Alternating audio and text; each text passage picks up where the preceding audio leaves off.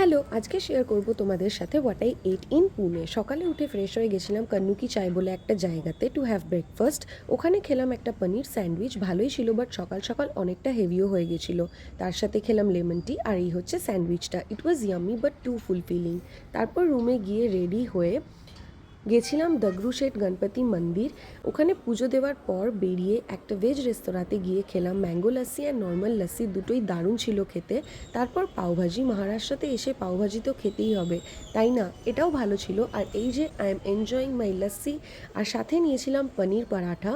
ফার্স্টে বুঝিনি যে এতটা হেভি হয়ে যাবে, বিকজ কোয়ান্টিটি বেশ অনেকটাই। আর হ্যাঁ, আমি গেছিলাম পুনে আমার ফ্রেন্ডের সাথে, সো দুজন মিলেও খাবারটা শেষ করতে পারিনি। আর যদি তোমরা দগরু সেটে যাও, একবার এই সপ্তাহতে যেও শিব শঙ্করে, গিয়ে ডেফিনেটলি খাবার খেও, খুব ভালো এটা, একদম মন্দিরের অপোজিটে। তারপর হোটেলে এসে এমজি রোড ঘুরে রাতে ডিনার করলাম একটা বেঙ্গলি রেস্টুরেন্টে। ভাত, ফিশ ফ্রাই, আলু পোস্ত আর চিকেনের ঝোল, ও সাথে চাটনিও ছিল। যদি তোমাদের আমার ভিডিও দেখতে পছন্দ হয়, অবশ্যই লাইক, শেয়ার অ্যান্ড সাবস্ক্রাইব করো। It will really mean a lot to me. কালকে দেখা হচ্ছে। টাটা।